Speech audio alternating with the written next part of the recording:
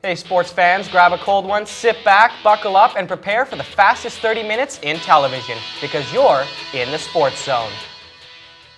Today we'll have the headlines, break down the week that was for the Sens, Leafs, and Canucks, talk to one of the brightest young sportscasters in Canada, and show you a thing or two about the art of goaltending. So let's get this puppy started.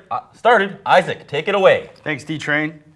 The NHL has hit the quarter season mark, and to the surprise of many, the Anaheim Ducks are the top team in the league. And no, I'm not talking about the team coached by Emilio Estevez and captained by Joshua Jackson.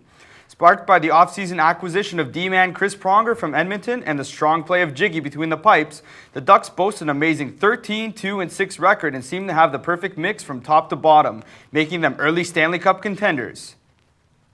Hold on a second. It's not a surprise that the Ducks are at the top of the league. I don't think anyone thought Brian Burke would have trouble turning the Ducks, or any team for that matter, into a contender. When Burke took over as general manager of the Vancouver Canucks in 2000, he managed to pull the team out of the gutter and turn them into one of the top teams in the Western Conference. Why Burke was not re-signed after the 2004 season is still a question most people are asking. After everything he did for the Vancouver franchise, to have him leave after just 4 years was a huge mistake. The proof is in the pudding. In 2004, the Canucks finished first in the Northwest Division with 101 points, while the Ducks finished 12th in the Western Conference with a total of 76 points. In the 2006 season, following the lockout, Burke's Ducks finished 6th in the Western Conference, while the Canucks failed to make the playoffs for the first time in 5 seasons. If this isn't enough to convince you, Anaheim currently sits at first in the NHL with 38 points, 16 points ahead of Vancouver. Looking at what Burke has done with this squad in Anaheim in under 2 full seasons is quite remarkable. He has managed to acquire the 2 best defensemen in the league with Scott Niedermayer and Chris Pronger. Up front, he has brought a rejuvenated Teemu Selanne, who is playing some of the best hockey of his career. And with up-and-coming stars such as Corey Perry, Ryan Getzlaf, and Dustin Penner, the team's future is looking bright. And for all those critics in Vancouver who called Burke a lame duck GM for so many years, it seems somewhat ironic that a lame duck would be leading the charge for the Mighty Ducks. Yes, I said it, the Mighty Ducks. Wow, that is some passion, D-Train. Easy there, big fella. Speaking of passion, let's talk about courage and determination. Alex Zanardi, who lost both his legs in a car crash 5 years ago, completed his first Formula One race on Saturday by becoming the first double amputee to test drive an F1 car. The 40-year-old Italian is one of the most successful drivers in the history of kart and still holds the record for points in a season with 285 in 1998. But Zanardi's kart career is remembered for how it ended. He lost control of his car as he left pit lane at the American Memorial 500 in Germany and was hit by Canadian driver Alex Tagliani at a speed of 320 kilometers per hour. The impact cut Zanardi's car in half, put him into a coma, and cost him his legs. The crash, however, did not take away his spirit or his heart, and Zanardi is living proof that anything is possible with courage and an undying pursuit of your dreams. Dimitri, take it away. Some quick injury news to pass your way. Todd Bertuzzi is still recovering from back surgery, and a return date for the big power forward doesn't appear to be anywhere in the near future. Bertuzzi has been out of the Florida Panthers lineup for over a month now, and still has not been able to do any type of weight training or skating. The Sudbury native has only played a total of 7 games for the Panthers since coming to the team in the trade for Roberto Luongo. This comes as bad news to a Florida team currently sitting in last place in the Southeast Division. Staying on the topic of Bertuzzi, Todd Bertuzzi is the biggest criminal walking the planet, especially now that OJ cleared up how he didn't kill anyone. Now that cheap shot artist Todd is out with back problems, Steve Moore isn't the only one laughing. I am too. And clearly karma has struck, and Bertuzzi is getting exactly what he deserves. The inability to walk around and perform everyday activities, which before seemed so routine and easy to complete, is just what he had coming to him. I remember that tear-filled apology he delivered with his supportive wife by his side, handing him tissues one box after the other. I didn't buy it for 1 second. No one did. He got a slap on the wrist and tried returning to the Canucks as if nothing had happened.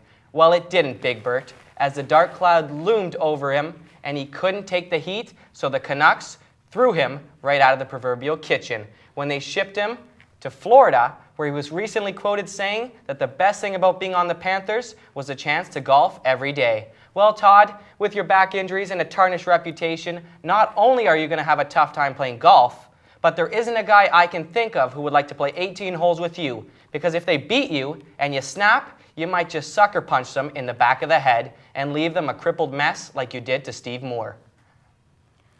We'll be back right after the break with a rundown of how the Leafs, Sens, and Canucks did this past week, so don't go away. We'll be right back.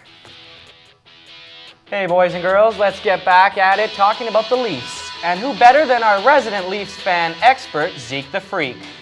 That's right, Mikey. The Leafs are hot and on a roll. On Monday night, the Blue and White topped the Islanders by a score of 4-2, despite Rick DiPietro's efforts. Wellwood scored, Darcy Tucker added his 13th goal of the season on the power play, and Alexei Ponikarovsky notched his 8th of the season as he continues to enjoy a great season. That win improved the Leafs' record to 12-6-4. On Wednesday night, the Buds looked to continue their winning ways against the league's best team, the Buffalo Sabres.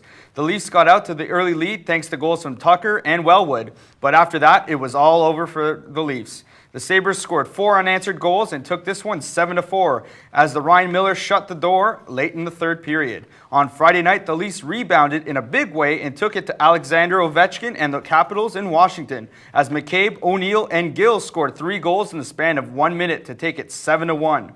And on Saturday night, the Leafs looked once again to maintain their winning ways, but failed as they fell 3-1 to the Boston Bruins. Matt Sundin made his return to the lineup after missing 7 games and added the Leafs' only goal on the power play. So that's what the Leafs did this week. 2 wins and 2 losses. Not too bad. But on a similar note, you want to know what pisses me off?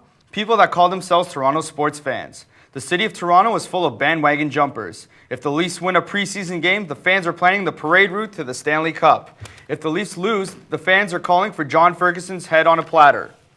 Every day it seems that fans' opinions change based on the outcome of the game the night before. If you listen to people calling into the fan, all you hear about is Wade Belak is a pylon and TJ Ford is overrated. I'm tired of hearing people complaining about how Toronto teams overpay for their athletes, and it bugs me that every move that a Toronto athlete makes is put under a microscope and discussed by callers for hours on end.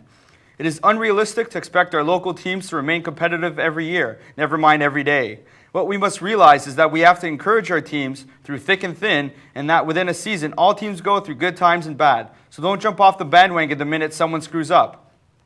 I'm not just referring to the Leafs. Look at the Raptor fans, too. It's annoying to hear people saying that the Raptors were amazing after winning 7 straight preseason games, and now they suck because they have lost 7 of their first 9 games of the year. Don't get all antsy the minute Damon Allen has a bad game. It happens. Don't get all upset when Mo Pete misses a game-winning shot. These people, like all of us, tend to make mistakes. It's part of life, so live with it. Dimitri, how'd your boys from BC do? Well, Zeke, on Wednesday night, the Canucks took it to the Red Wings as they won it 4-3 in overtime. Brendan Morrison tied the game up at 3, and in overtime, he added the winner to down Dominik Hasek and the Wings. With the W, the Nucks improved to a record of 11-10-1. On Thursday night, it was a different story. The boys just didn't have it, and they got crushed by the Nashville Predators 6-0. Danny Sabourin led in 5 goals on 24 shots, and Luongo came in and stopped 3 of 4. Scott Hartnell had 2 goals for the Preds, and the Canucks just hung their heads in shame as they were down by one of the fastest skating teams in the league. And on Saturday night, it was the Colorado Avalanche's third line of Wolski, Stastny, and Clark taking down the Canucks 4-1. Kevin Bieksa had the only tally for Vancouver, and Luongo faced 39 shots in this one. The Canucks are on a 2-game slide, and they just aren't getting the job done on the back end. The Canucks end the week with a 1-2 record and are 11-12-1 on the season. The team's got way too many youngsters and is struggling to get goals on the board and keep offensives from getting past the defense. Luongo can only do so much. Mike, what do you got to say about your red-hot Sens? Well, D-Train, for all you Sens haters who are ripping my team for not having enough heart and determination, they proved you wrong yet again.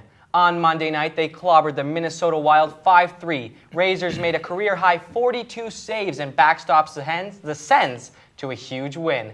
Wednesday, they beat the lowly Philadelphia Flyers by a score of 3-2 as Fisher, Alfie, and Redden potted the markers and gave the Sens their 2nd straight win. On Friday night, they beat Florida 6-4. Danny Heatley had a hat trick and an assist to lead the Sens to their 3rd straight W. And as for Sunday night, let's just forget about that one because the Sens were tired and lost to Tampa Bay 3-1.